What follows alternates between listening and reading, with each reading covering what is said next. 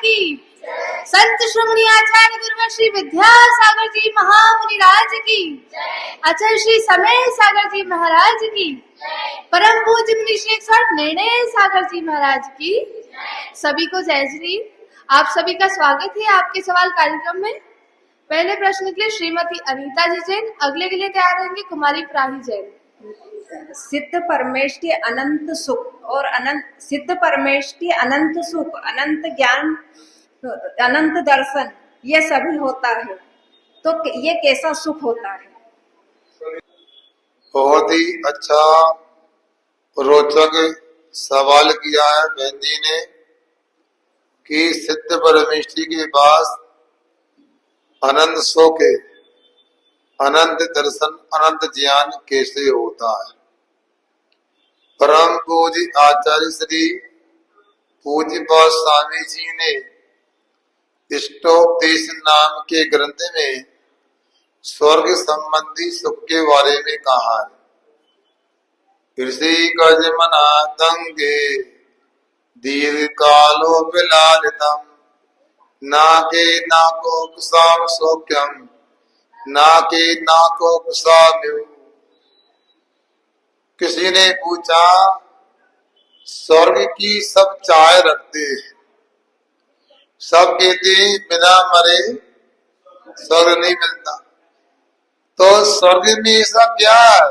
सब स्वर्ग की चर्चा करते, स्वर्ग की कामना करते हैं, तो बताओ तो स्वर्ग में क्या है? भैया स्वर्ग तो स्वर्ग है, उसकी हम कोई उपमा या मर्त लोग में, मनुष्य लोग में दे नहीं सकते। इतना अवश्य वहां पर इंद्रियों से ही सुख मिलता है, किंतु अनातंक परेशानी से रहित होता है, आतंक से रहित होता है और लंबे समय तक प्राप्त होता है। फिर भी स्वर्ग का सुख स्वर्ग के सुख के समान है, यहाँ उसकी कोई उपमा तुलना नहीं, कोई सैंपल, कोई नमूना पेश नहीं कर सकते।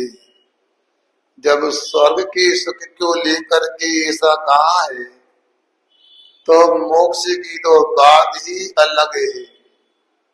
इतना अवश्य जो मोक्ष में सुख मिलता है वह अनंत भगवान के अनंत सुख से भी ऊंचा होता है, क्योंकि वहां अनंत सुख नहीं कहा, अव्याबाद कहा है, मतलब बाधा रहित सुख है। अनंत भगवान के पास तो बेतली कर्म का उदय है, शरीर जरूर कोई बाधा होती होगी, और सत्य भगवान के पास न कोई कर्म है, ना कर्म का उदय, ना शरीर आदि, इसलिए उनका पूर्ण रूप से बाधा रहित सुख है। श्रीमती आशा जी दिन, अगले प्रश्न के लिए तैयार है श्रीमान रमेश चंद जी। गुरुवर नमोस्तु नमोस्तु नमोस्तु। मेरा प्रश्न यहाँ से धर्म तो सभी करते हैं, लेकिन सच्चे धर्म की पहचान कैसे करें? को आपने कह दिया धर्म सभी करते हैं, मतलब आप तो पहचान है धर्म की, ऐसा लग रहा। ऐसा नहीं, धर्म क्या होता है ये अपने को जानने की आवश्यकता है। आचार्य कहते हैं बत्तु साहबो धम्मो, निश्चय नहीं से तो वस्तु का स्वभाव धर्म होता है, किंतु वस्तु के स्वभाव रूप निश्चय धर्म को प्राप्त करने के लिए सम्यक दर्शन आदि रत्नाकर्ता का पालन करना भी धर्म है। उत्तम क्षमा आदि 10 धर्म होते हैं, और जीवों की रक्षा करना ये भी धर्म होता है। अब धर्म की परिभाषा समझना चाहते हो तो आचार्य कहते हैं जो कर्म का नाश करके संसार के दुखी जीवों को दुख से उठा करके सच्चे सुख में धरता है, वो धर्म कहलाता है। दुनिया के लोग जो करते क्रियाकलाप, क्रियाकांड, वो धर्म नहीं समझना। जीवों की रक्षा करना, प्रत्येक जीव को सुखी रखने की भावना रखना, दुख किसी को ना हो ऐसी कामना करना, ऐसा व्यवहार धर्म होता है। और उसी से वस्तु का स्वभाव प्राप्त होता है, वो निश्चय धर्म होता है। जब निश्चय धर्म को प्राप्त कर लेते हैं, आत्मा में आत्मस्थ हो जाते हैं, स्वभाव में डूब जाते हैं, तो करोड़ों जन्म के पाप क्षण भर में नस जाते हैं और व्यक्ति धर्म के माध्यम से भगवान अवस्था को प्राप्त कर लेता है, सच्चे सुख को प्राप्त कर लेता है। नमोस्तु महाराज श्री, नमोस्तु महाराज श्री। मेरा प्रश्न यह है कि महीने में बहुत सारी तिथियां होती हैं, बहुत सारी तिथि होती हैं, पर जैन धर्म में अष्टमी और चौदस को ही क्यों महत्व दिया गया है? उसी दिन क्यों ज्यादा व्रत उपवास किए जाते हैं? नमोस्तु महाराज श्री। प्रश्न ये किया गया है कि अष्टमी और चतुर्दशी के दिन ही व्रत क्यों करते हैं। शास्त्रों में तो कोई स्पष्ट बात ही नहीं, इतना अवश्य है हमारे आत्मा में अनादि से 8 कर्म का चक्कर लगा है। ज्ञाना वर्णादि 8 कर्म होते, उनको नाश करने के प्रतीक के रूप में अष्टमी मानते। 14 गुणस्थान, 14 मात्रा, 14 जीव समास होते, इनसे ऊपर उठने का प्रतीक चतुर्दशी को लेते हैं।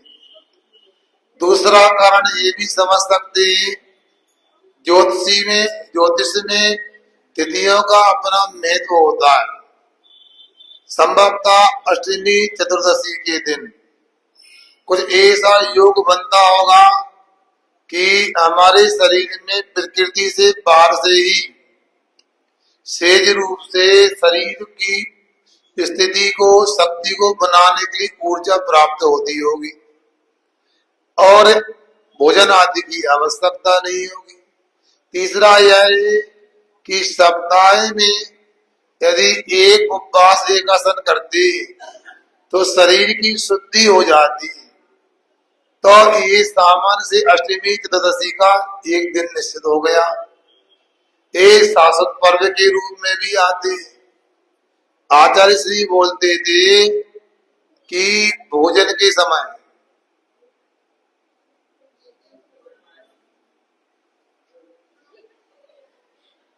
सुनो भैया, काम की बात है। तो बोलते थे कि शरीर में भोजन के समय एक अमृत झरता है और वह अमृत झरता है, उसके माध्यम से शरीर में रोगों का शमन, ऐसा नहीं करते, शरीर में रोगों का शमन होता है। मगर वो अमृत झरता कब है? जब भोजन का समय और भोजन ना करें, मतलब उपवास के दिन झरता है। इसलिए पर्व अष्टमी चतुर्दशी का जो भी कारण हो, ज्यादा अपने को दिमाग पर जोर नहीं लगाना, अपने को तो साधना करते जाना। उपवास बनता है तो अच्छी बात, ये तो एक आसन आदि करके शारीरिक स्वास्थ्य के लिए और आत्मिक स्वास्थ्य के लिए अनवरत रूप से साधना करते रहना चाहिए। हमारी प्राही जैन अगले प्रश्न के लिए जा रहेंगी श्रीमती आशा जी। महाराज जी, मेरा प्रश्न यह है कि जैसे हम मंदिर जाते हैं और भगवान के दर्शन करते हैं, तो हम दर्शन करने के बाद कुछ इच्छा भी रखते हैं, तो वो इच्छा रखना उचित है या नहीं कि खुद भगवान ही हमें देंगे? देखो ऐसा है,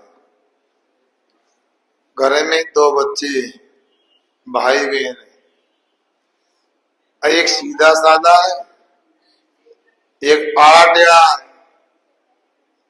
अब सुनो, जो आड़ा टेढ़ा है ना, वो तो झगड़ा करके लड़के बड़के माँ से दादी से अपनी इच्छा अपनी बात पूरी करवा लेता है। दूसरा होता है सीधा साधा है, जो मिल जाए स्वीकार, नए कपड़े मिल जाए, पुराने मिल जाए, मीठा मिल जाए, छीटा मिल जाए, ठंडा मिल जाए, गरम मिल जाए, वो खा लेता है। तो माँ किसकी चिंता ज्यादा करती है? माँ से पूछे तुम बच्चे हो तुम तो। हाँ, सीधे साधे की चिंता हो।